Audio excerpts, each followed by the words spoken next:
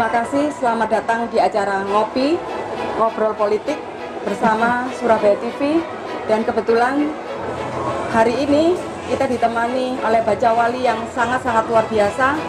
Beliau inilah adalah salah satu kandidat yang akan meramaikan atau mengapresiasi pilihan Wali Kota Surabaya 2020-2025. Dan pada saat sekarang ini kita berada di luar studio di Maspion Square, tepatnya di Cafe Float, yang telah membantu memberikan tempat buat kita bisa ngopi-ngopi tipis-tipis seperti itu.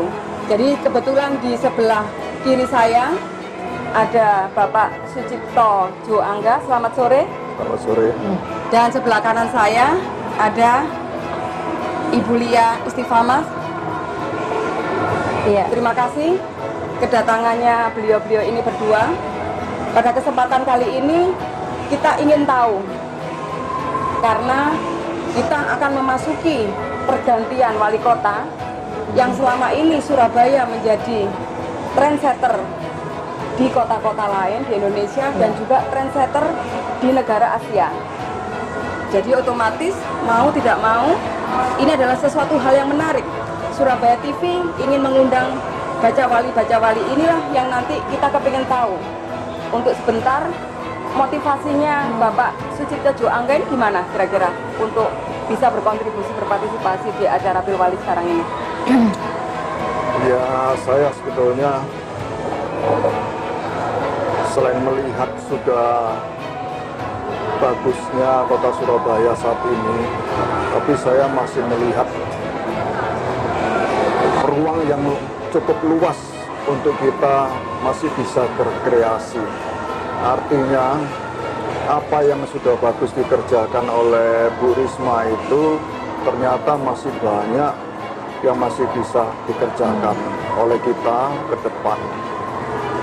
Jadi saya tergerak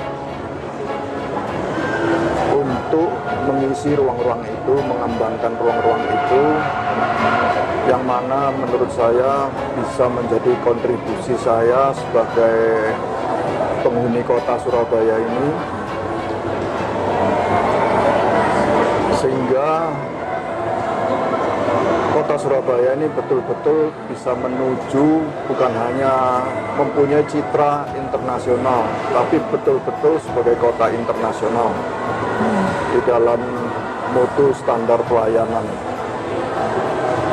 Itu dulu. Oke.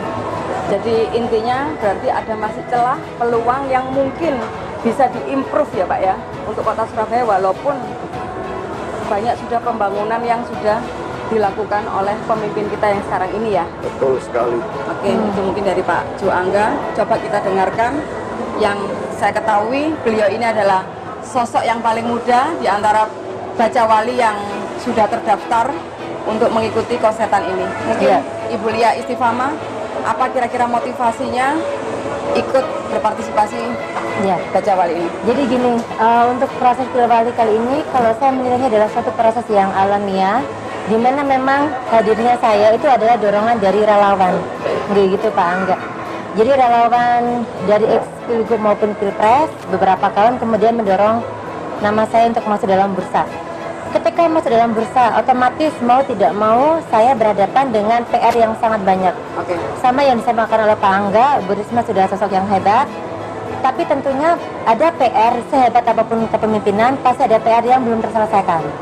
Nah, selain itu juga memang bagi PR untuk calon pemimpin untuk melanjutkan lagi apa yang sudah Bu Risma bangun, bagaimana tetap bertahan, bagaimana tetap maju dan lebih maju untuk ke depan. Jadi pemahaman Surabaya itu sangat penting sekali. Ketika Pak Angga menjelaskan mengenai Surabaya sebagai kota internasional, saya sangat setuju juga. Dan mungkin saya tambahi, bagaimana Surabaya menjadi kota yang universal. Universal maksudnya apa? Diterima oleh semua pihak, ya. Karena Surabaya ini kota yang sangat unik, sangat heterogen. Penduduk yang sangat banyak, yang sangat padat, sedangkan luas kota yang tidak seluas dari ibu kota Jakarta. Tapi heterogennya sama halnya dengan Jakarta juga, jadi sama-sama kompleks sebetulnya. Kemudian saya sendiri juga yang memang asli Surabaya, saya merasakan sendiri ya, bagaimana sih seorang warga Surabaya itu yang dibutuhkan. Saya pernah loh menjadi seorang sales ya, biar tahu juga. Saya pernah sales, saya pernah seorang karyawan. Jadi memang luar biasa. Orang Surabaya itu banyak orang pekerja, banyak orang karyawan, banyak orang yang mau bekerja dan memang butuh untuk terus disupport agar mereka terus bisa produktif. Begitu. Ya, oke, berarti intinya kalau saya garis bawahi, Iya. motivasi awal Mbak Lia, Ibu Lia ini adalah dari motivasi relawan, Iya. ya kan? Artinya dari relawan itu akhirnya timbullah untuk berpartisipasi mengikuti baca wali Iya. ini ya, seperti itu ya. Iya. Dan mudah-mudahan dengan katakanlah dorongan yang seperti itu sudah tercipta visi visioner yang mungkin yang akan dilakukan untuk memperbaiki kota Surabaya ini. Iya. Nah, yang perlu kita ketahui sekarang ini, Surabaya adalah sebagai kota smart city, di mana Surabaya ini sudah mendapatkan penghargaan 259 baik kelas nasional maupun internasional. Nah, hal seperti ini sebenarnya dengan katakanlah menjadi seorang pemimpin sebagai pengganti katakanlah pemimpin yang sekarang ini Ibu Tri Risma Hartini, apakah itu merupakan suatu momok ketakutan ataukah ini suatu tantangan atau sesuatu yang tidak perlu dilakukan hal lagi atau hanya melanjutkan saja, kira-kira seperti itu? Mungkin Saya, Pak Jangga dulu. bagi saya sama sekali bukan momok, karena saya yakin jika saya yang terpilih, saya mampu melakukan, menyempurnakan itu, bahkan meningkatkan jauh lebih baik. Nah, kalau menurut saya itu sudah menjadi bagian dari pembangunan yang sudah rutin, bisa diberikan ruang pada anak buah untuk berkreasi di sana lebih baik dari yang sudah ada. Saya sebagai pemimpin nantinya bukan hanya di sana. Saya selain meningkatkan yang sudah ada itu, saya sendiri mempunyai program-program yang tidak rutin. Program-program yang tidak rutin untuk milenial maupun tadi yang Lia sudah sampaikan ya, untuk mensupport kaum milenial yang masih berjuang. Mungkin saya ini cut dulu setelah pesan-pesan berikut ini. Pemirsa, kita break sebentar karena ada iklan-iklan selanjutnya. Terima kasih.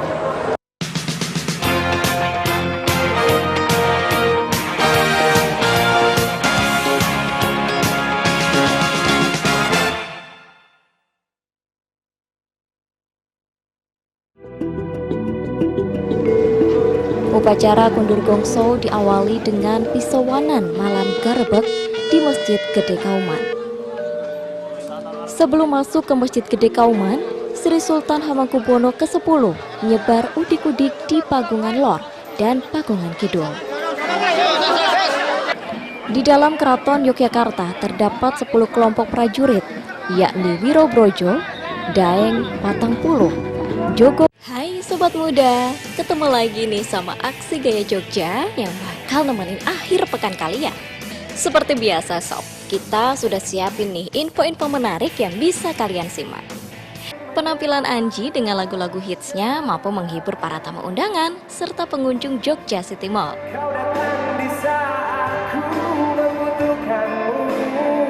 Festival Bergodo Jogo ini dikemas dengan perlombaan Bergodo Jogo yang diikuti. Salam Indonesia. Info menarik apa yang bakal dikupas di Jogjanesia episode kali ini? Selamat datang dari Tahun ini, festival internasional dengan tajuk Festival Kampung Nusantara Didik Nini Towo dihelat dengan tema Kembang Setaman. Didik Nini Towo dikenal karena keunikannya dalam memadukan tarian klasik, rakyat, modern, dan komedi. Ia adalah satu dari sedikit seniman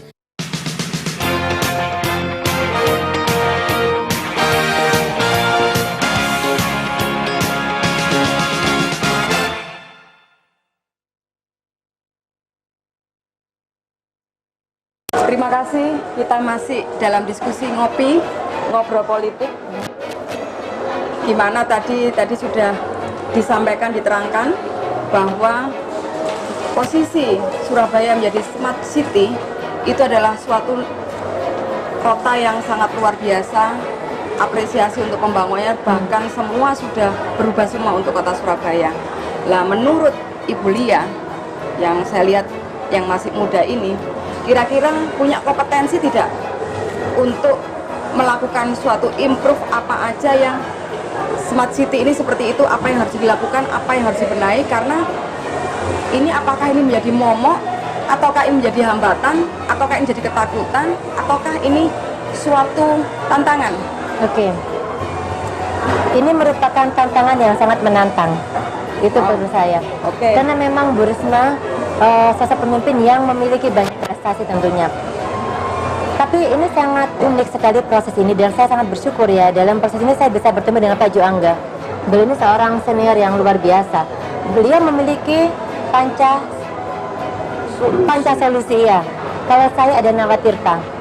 Nawatirta di sini harapan saya adalah 9 poin bagaimana program Bu Risma tetap jalan, tapi mana yang memang itu menjadi PR yang kemarin belum terselesaikan, itu tugas pemimpin ke depan. Jikalau saya menjadi pemimpin, maka saya akan memfungsikan Nawatirta ini untuk menutupi PR-PR tersebut. Kemudian mengenai smart city ini, Surabaya itu orang-orang yang smart. Orang Surabaya SDA-nya memang orang-orang yang smart, SDM-nya. Itu merupakan PR yang sangat penting, karena kita tidak bisa menjadi seorang pemimpin yang single fighter, pemimpin yang paling smart, karena banyak orang smart di Surabaya. Tinggal bagaimana smart city terbentuk ketika pemimpin itu bisa menjadi seorang pemimpin yang gotong royong sifatnya, membangun bersama-sama dengan banyak pihak. Maka dari itu kalau saya harap nih ya, ketika saya bertemu dengan Pak Juangga di sini, apapun yang terjadi, saya berharap saya atau beliau adalah pembuka pintu di balai kota. Amin. Amin. Dan siapapun yang jadi harus bisa bersinergi nih Pak Angga ya. Gotong royong kita bangun Surabaya, biar benar-benar smart untuk kedepannya. Oke.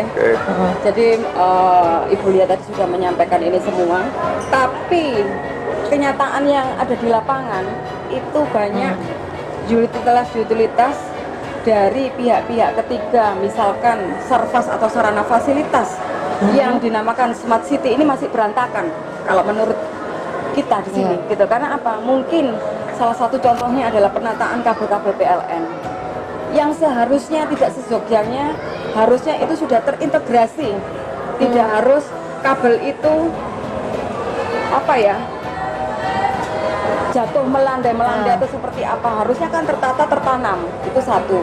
Kemudian PDAM sering bongkar pasang.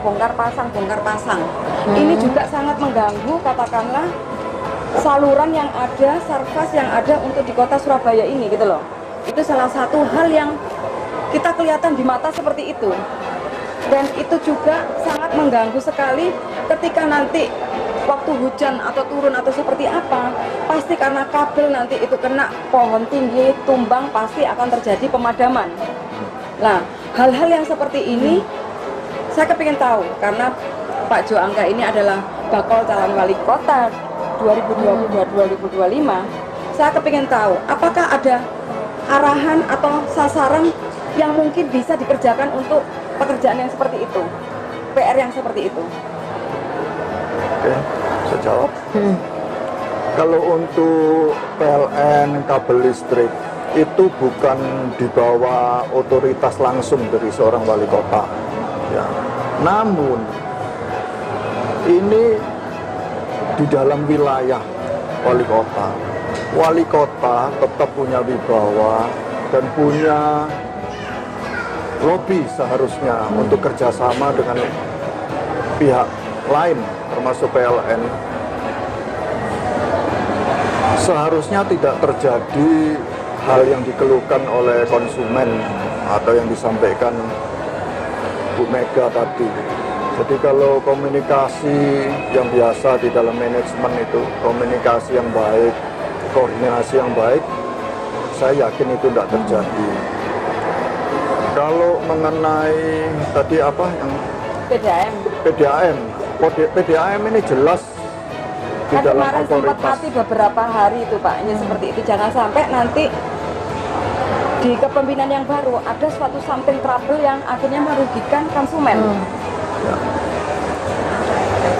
Kadang-kadang di dalam pekerjaan itu pasti terjadi gangguan. Nah, bagaimana mengkomunikasikan itu ke publik? Karena ini pelayanan publik. Kebetulan di grup WA saya ada Pak Mujiaman. Waktu terjadi hal itu rame, tapi kebetulan di grup ada Pak Mujiaman sebagai person in charge yang menguasai PDAM. Dia menjelaskan dengan cukup baik sampai selesai. Saya tidak tahu ke publiknya sampai di mana, tapi yang saya terima melalui grup WA cukup baik. Saya memahami setiap kali terjadi pekerjaan-pekerjaan yang serupa itu pasti terjadi gangguan. Perlu komunikasi. Entah siapa yang muncul, Humas Pemkot atau langsung Humas PDAM atau Direktur PDAM atau Wali Kota. Jangan dibiarkan berlarut. Itu saja. Dan pekerjaan menurut saya sering sebagai konsumen saya mengalami kekecewaan begitu. Pekerjaan itu kelihatan lambat sekali. Ya, bongkar-bongkar galian lambat sampai seharusnya bisa jauh lebih cepat. Lah itu akan saya terapkan. Kalau saya yang menjabat nanti, saya pastikan akan lebih cepat. Ini disaksikan oleh pemirsa atau pemilih-pemilih cerdas Kota Surabaya, Pak. Siap. Jadi janji Bapak didengarkan oleh warga Surabaya. Sip, mantap. Kepada Siap. Ibu Lia Istifama. Ya, mantap nih Pak Angga. Jadi gini, apa yang disampaikan Pak Angga benar. Perlunya komunikasi yang baik, terbangun komunikasi yang baik. Tentunya komunikasi, koordinasi, dan sinergi. Sinergi itu berarti apa? Berarti bagaimana seorang pemimpin nanti jangan pernah mengkultuskan diri dia yang paling penting atau dia yang paling dominan, single factor, jangan. Tapi bagaimana dia bergotong royong dengan banyak pihak. Oleh sebab itu ketika berkomunikasi lakukan dengan tindakan persuasif. Mengajak sama-sama membangun Surabaya, sama-sama mengerti kebutuhan masyarakat ya. Bila perlu jika pemimpin turun ya dia harus mau turun. Tapi sekali lagi tindakan persuasif ya. Jangan hanya asal menyalahkan. Oke. Ya, itu yang Mbak penting. Lia menyarankan Bagus gotong sekali. royong untuk bangun Surabaya, bangun Iya. Surabaya. Sama ini saya tambahin juga. Karena kita Iya, akan istirahat sebentar, karena ikan istirahat sebentar. siap. Dan kita masih di stasiun TV Cafe Fruit Surabaya.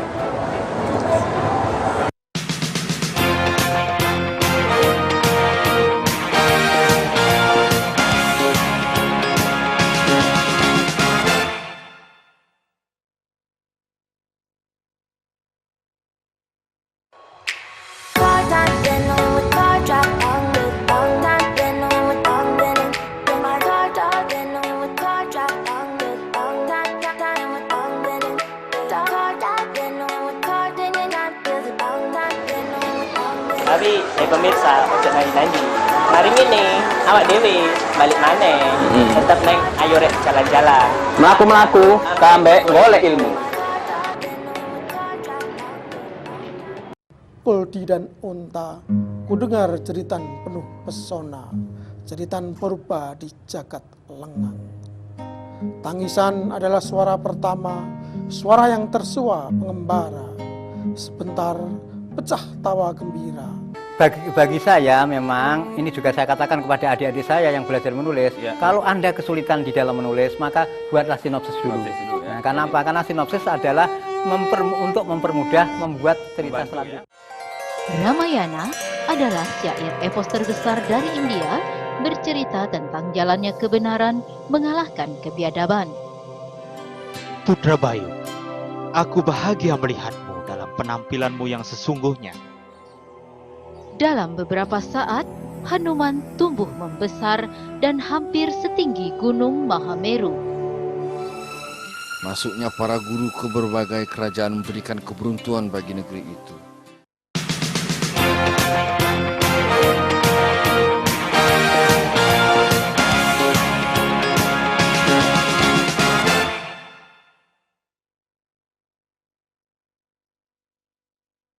Ya, terima kasih. Kita akan lanjutkan ngopi kita di Cafe Float di Moskwa Square, Surabaya bersama calon kita Bapak Sucipto Jo Angga dan Ibu Lia Istifama dan saya sendiri sebagai hostnya Megawati. Oke, kita melanjutkan tadi yang masih betul. Jadi harus perlu disambungkan. Gimana, Non? Jadi gini, selain sinergi, Pemkot pun alangkah baiknya ketika dia juga memiliki cadangan ya. Jadi kita misalnya berbicara nih ya, naudzubillah ya, ada bencana alam atau apa, berarti kan tidak bisa tergantung pada listrik, Mbak. Jadi apakah kita bisa ada semacam genset gitu per wilayah-wilayah tertentu, apa RW atau bagaimana? Jadi yang jelas Pemkot pun juga sudah memiliki alternatif selain mengenai sinergi tadi dengan pihak terkait. Jadi intinya di sini Neng Lia berbicara ada tanggap darurat. Iya, ada tanggap darurat. Nah, tanggap darurat itu sendiri tidak akan jalan kalau tidak ada sosialisasi ke warga. Karena warga tidak akan pernah tahu tanggap darurat apa yang harus dilakukan ketika terjadi insiden seperti ini. Iya, oke. Jadi seperti itu. Jadi yang jelas posisinya karena Surabaya sebagai smart city, kemudian ada permasalahan terakhir ini yang mungkin sangat klasik, masalah macet ini. Jadi mau tidak mau, apapun yang terjadi, walaupun katakanlah Pemkot sudah berupaya semaksimal mungkin, ternyata kita masih punya beban macet. Nah, kira-kira strategi apa yang harus dilakukan, karena ini kan sudah ada pengembangan wilayah Surabaya Barat, Surabaya Timur, Surabaya Utara. Kok ini ternyata ditambahi jalan masih macet.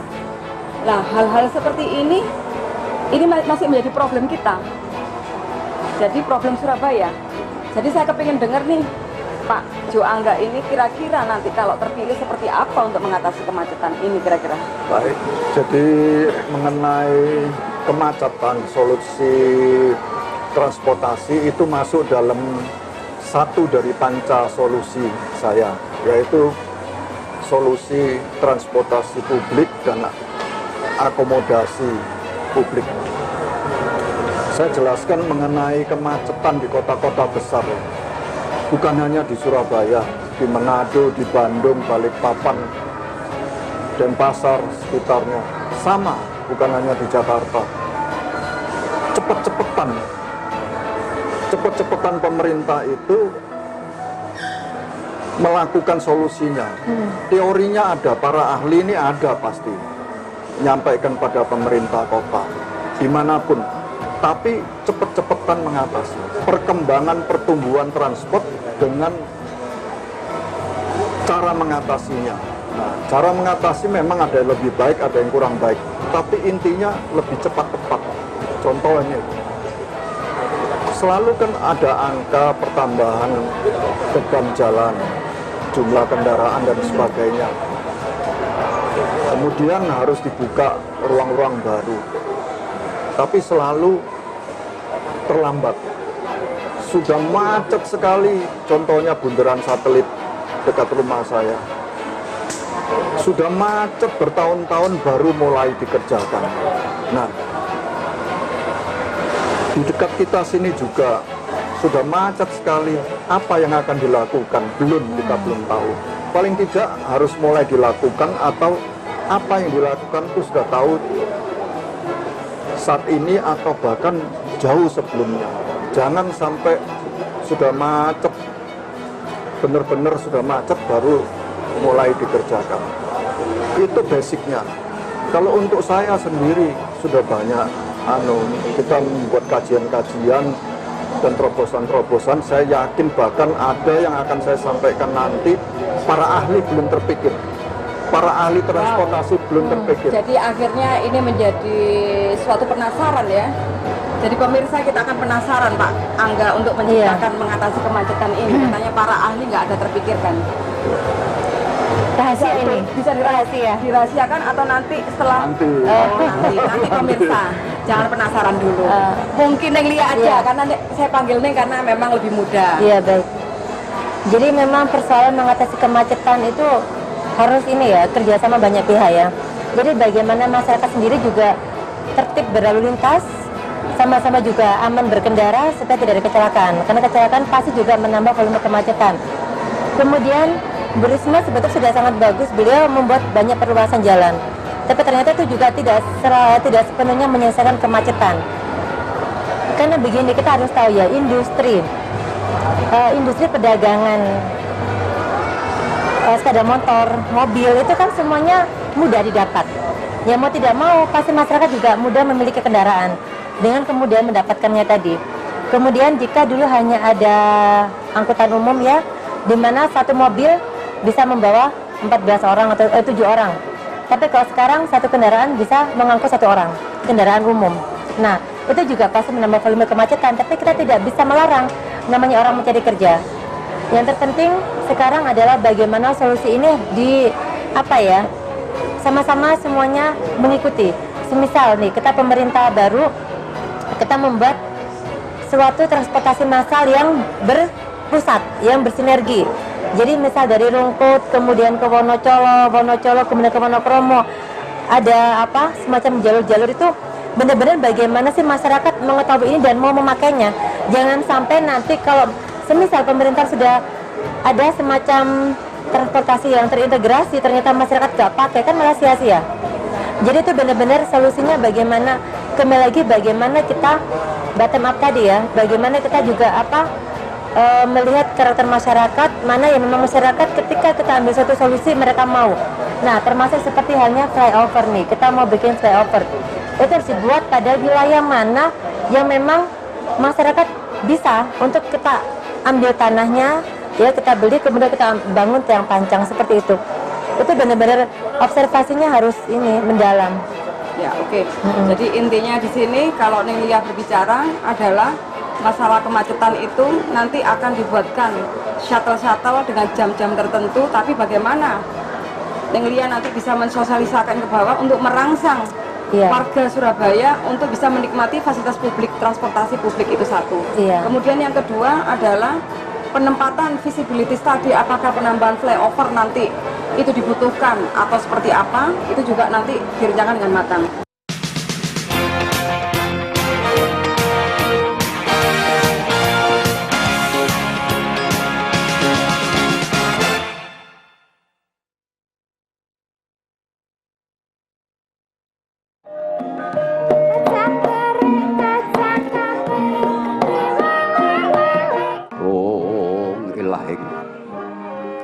Ana moyo-moyo katon angendanu ingkang ing pangwitan hanyarengi soroting surya harsa madhangi jagat raya ing madyantara tinonjang Jalapraba kang sumurut sumunar hamadhangi sasana minangka Purwaka.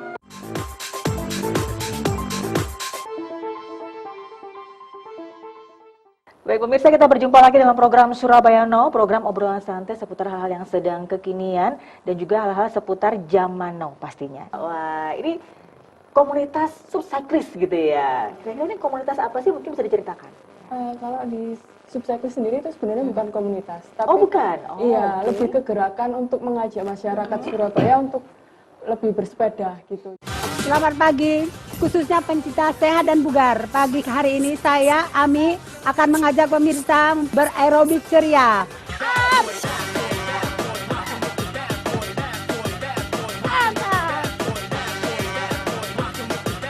Lagi. Go! Ke depan lurus.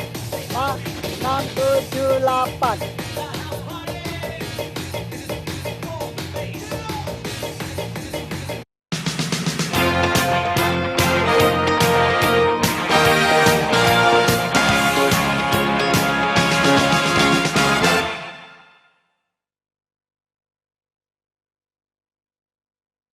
Selamat kembali kita di acara ngobrol politik di Surabaya TV, di Maspion Square, di Float Cafe.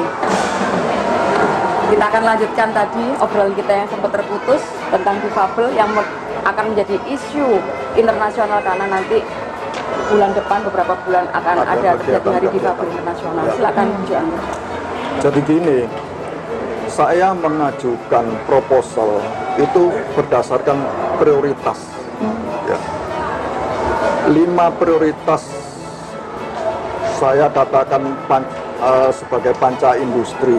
ya industri kesehatan, industri pariwisata, industri pendidikan dan sebagainya. Panca solusi utama surat hijau, transportasi publik, akomodasi publik dan seterusnya. Itu hanya pokok prioritas. Menurut saya sebagai pemimpin yang sepantasnya saat ini untuk urusan difabel itu otomatis, tidak perlu dijanjikan, otomatis ya bagian daripada pelayanan publik pada difabel, pada orang tua, pada orang yang nggak mampu, yang belum terjangkau pelayanan kesehatan, ya dicari. Nanti kalau kita berpartner, saya merintah tiap hari. Oh gitu dicari. ya.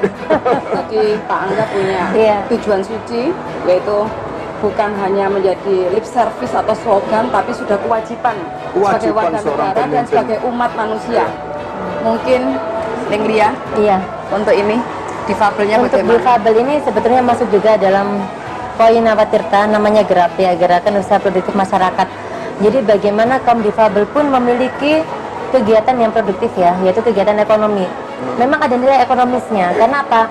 Ya mereka juga memiliki hak yang sama lah untuk mendapatkan penghasilan. Salah satu poin di sini, bagaimana pemerintah, semisal kita ya Pak ya, berpartner nih, bagaimana kita memberikan peluang yang kuat bagi mereka supaya memang memiliki karya-karya seperti UKM nih. Ini bagaimana dikerjakan sama orang-orang yang difabel. Tapi bagaimana juga pemerintah membangun ini produk agar laris di pasaran. Saya punya ide itu namanya kita bikin voucher. Voucher bagaimana konsumen bisa membelikan harga murah. Jadi kita ada potongan. Nanti misal nih berapa persennya Pemkot yang bayar, sisanya masyarakat. Ini tujuannya apa? Supaya masyarakat mau membeli barang UKM, terutama UKM yang dibuat oleh kaum difabel. Jadi kita mengajari ya, bukan kita kasih apa, langsung kasih bahan barang kosong enggak, tapi emang bagaimana mereka juga kaum difabel memiliki kemampuan membuat barang UKM yang memang itu mau masyarakat beli. Sedangkan masyarakat diberikan kemudahan. Menarik lagi, ini adalah contoh konkret bahwa Neng Lia punya statement ingin memberikan kontribusi yang nyata, memberikan penghasilan, mendapatkan sesuatu kesejahteraan lewat dengan program voucher. Nah, untuk mengakhiri ini semua, saya ingin tahu statement ketika Bapak Sucipto Jo Angga terpilih dalam 100 hari, apa yang menjadi skala prioritas yang penting mendesak? Oke. Biar pemirsa cerdas, biar mengerti. Semua kan sudah tahu ya, kasus yang paling besar yang bergulir sampai saat ini adalah kasus surat hijau. Jika saya terpilih, saya pastikan di dalam 100 hari, walaupun ini belum tuntas, tapi sudah dipastikan dalam 100 hari terjadi kepastian cara penyelesaian surat hijau. Kepastian ya, jangan salah nangkep. Kepastian selesainya bagaimana. Ya. Mengenai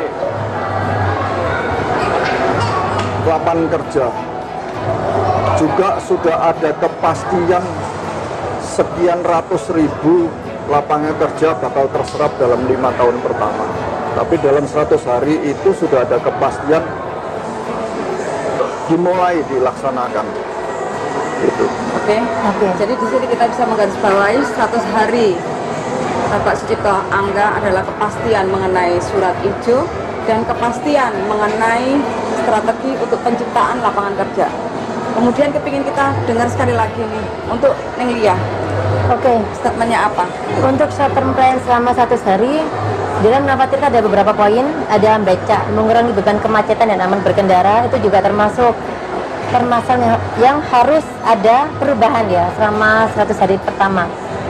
Mungkin salah satunya adalah shuttle tadi, tapi bagaimana shuttle itu memang masyarakat mau memakai, jangan sampai sia-sia.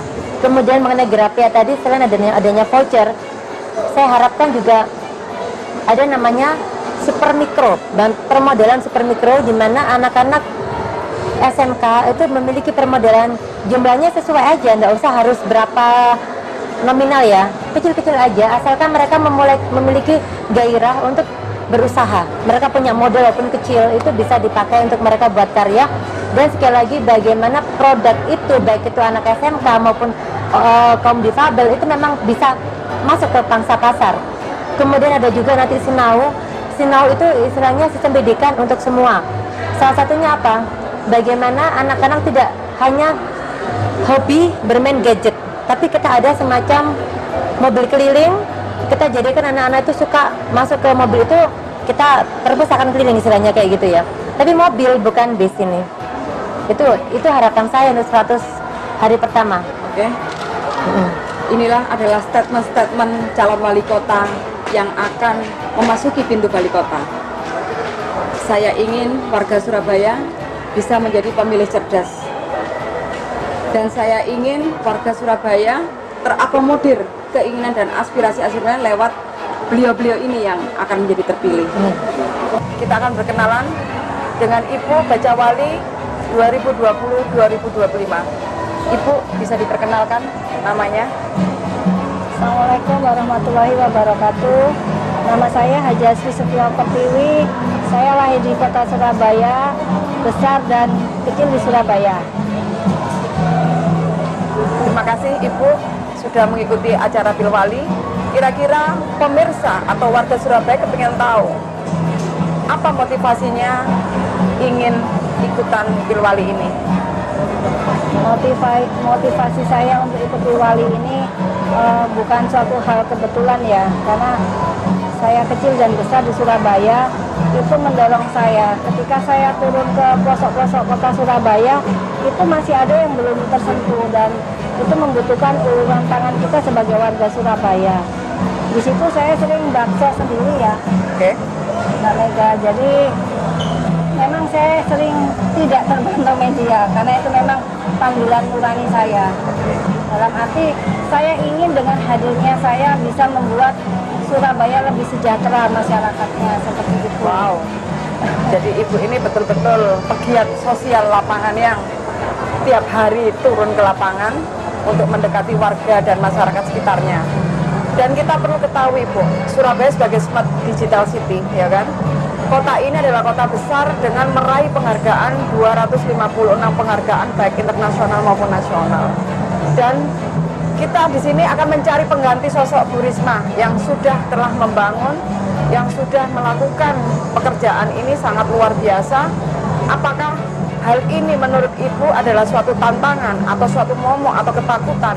Atau kira-kira dengan Surabaya sudah seperti itu, apakah ada sesuatu yang harus Ibu lakukan kira-kira seperti itu? Kalau jadi suatu ketakutan tidak ya Mbak ya, justru itu mendorong kami sebagai generasi penerus untuk tetap menjaga kota Surabaya. Dan kita akan meningkatkan mana-mana yang saat ini belum optimal, kita optimalkan. Dan sesuai dengan slogan saya jadi itu mengandung api, dalam arti saya sebagai pemimpin harus jujur, adil, demokrasi, dan istiqomah. Seperti itu. Oke, Ibu Ning TV ya, saya panggil lebih kayak familiar Ning TV saja ya. Jadi lebih nyaman, lebih nyantai. Jadi di sini Ning TV punya slogan yang namanya jadi, pemirsa. Jadi seperti apa, jadi itu seperti apa, kita nanti akan bisa diterapkan ketika nanti Ibu Tiwi akan jadi menjadi wali kotanya. Kemudian ini Bu, banyak kenyataan-kenyataan di lapangan kita melihat banyak pembangunan yang belum terintegrasi. Salah satu contohnya adalah PLN dengan kabel-kabelnya yang masih semrawut, PDAM yang mungkin katakanlah kemarin mungkin warga masyarakat sempat punya masalah besar dalam beberapa hari dan ini adalah menjadi suatu problem. Nah ketika mungkin Ning TV ini menjadi pemimpin di balai kota, kira-kira hal apa yang perlu diperbaiki untuk hal seperti itu? Yang perlu diperbaiki sebetulnya begini ya Mbak, itu masuk dalam program prioritas saya yang mana kita harus bersinergi dengan 3 pilar tersebut. 1 legislatif, 2 eksekutif, dan partai. Jadi antara 3 pilar ini benar-benar harus bersinergi. Itu yang menurut saya bisa membuat masyarakat kita sejahtera dan sistem harus kita bangun. Jadi jangan sampai ada lagi ke depan satu sama lain saling menyalahkan, antara dinas ini dengan dinas ini saling menyalahkan. Ini tugasnya siapa? Saling menyalahkan seperti itu. Jadi seperti itu ya Bu ya. Jadi disinergikan antara legislatif ini yang Ibu mungkin akan bisa memberikan suatu kebijakan ya, intinya kan kayak gitu, sebagai lembaga katakanlah pemimpin wali kota akan memberikan kebijakan-kebijakan itu ya Bu ya, biar tidak terjadi semrawut kesimpang siuran info maupun problem-problem di lapangan ya, ini seperti itu. Terus ini Bu, kita ketahui di Surabaya ini intinya memang menjadi adalah kota yang sangat majemuk, di mana ternyata dibuktikan kita ketahui untuk ekonomi kemasyarakatannya banyak. Saya lihat mal-mal yang dibiarkan tanpa ada suatu penanganan, padahal mal-mal itu bisa difungsikan untuk UKM sebenarnya, digerakkan dari situ. Karena kita lihat buat apa kita membangun infrastruktur, katakanlah suatu perbelanjaan, ternyata infrastruktur itu tidak terpakai. Jadi kan istilahnya kan sia-sia itu semua. Jadi kan kita memang perlu peran seorang wali kota, gimana bisa menciptakan sistem ekonomi ini bisa menggeliat dengan adanya fenomena pembangunan mal-mal yang sangat banyak ini gitu loh. Saya sendiri melihat perkembangan mal di Surabaya sudah sangat pesat ya Mbak ya. Itu pun sudah terpikir dalam benak saya. Setiap mal yang ada di Surabaya harus menyisakan ruang untuk UKM kita tumbuh di sana. Wow, ini angin segar ya ternyata ya pemirsa. Jangan dibebani dengan pembayaran tenan yang tinggi. Namun angin segar pemirsa, warga cerdas Surabaya. Namun saya ingin di mal-mal ini kan ada seperti ground, ada tempat-tempat yang bisa difungsikan untuk mereka membuat bazar. Nggak tahu itu nanti setiap hari Selasa atau sampai Rebo, itu UMKM kita harus ada di mal yang mana. Ya kita ini deh Mbak, kita bikin agenda-agendanya. Mallnya kan banyak di Surabaya, ada Delta Plaza, Grand City. Itu nanti kita loket aja Mbak, seperti itu. Angin segar pemirsa bagi pemilik UKM-UKM, karena berbasis digital teknologi dan smart city, UKM-UKM bisa berjualan di mal-mal besar. Untuk yang terakhir kali ini Bu Tiwi, saya kepingin tahu nih kira-kira 100 hari ketika nanti Bu Tiwi masuk menjadi seorang pemimpin wali kota, apa kira-kira program skala prioritasnya? Karena di sini kami yakin warga Surabaya pengen tahu 100 hari yang Bu Tiwi masuk menjabat menjadi ketua calon wali kota itu seperti apa nantinya? Bisa disampaikan ke pemilik cerdasnya.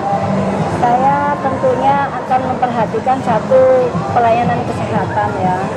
Jangan sampai ada warga Surabaya hanya karena tidak mampu membayar di rumah sakit tidak mendapatkan pelayanan yang baik dan tidak tertolong apalagi. Yang kedua pendidikan. Pendidikan itu harus saya utamakan warga-warga yang belum tersentuh Mbak. Memang kan sekarang ini ada dana BOS kan, tapi masih ada warga kita yang tidak bisa sekolah. Jadi itu yang menjadi skala prioritas saya. Kenapa? Kesehatan dan pendidikan. Kesehatan saya utamakan. Kita kalau nggak sehat tentunya tidak bisa sekolah, kan seperti itu. Dan ketika kita tidak bisa sekolah, yang lainnya akan terbengkalai. Karena ilmu itu segala-galanya bisa kita bawa sampai kita mati. Wow, pemirsa, warga kota Surabaya, Neng Tiwi akan menyiapkan fasilitas kesehatan. Jangan sampai ada warga masyarakat Surabaya terlantar gara-gara ingin sehat. Kemudian yang kedua, Neng Tiwi juga ingin memfasilitasi masalah pendidikan, karena sehat dan pendidikan itu sangat berhubungan. Jadi ini adalah janji Neng Tiwi di dalam 100 harinya. Mudah-mudahan Neng Tiwi salah satunya adalah bisa masuk di kantor Wali Kota Surabaya. Megawati dari Surabaya TV di Maspion Square Cafe Float mengucapkan terima kasih. Wassalamualaikum warahmatullahi wabarakatuh.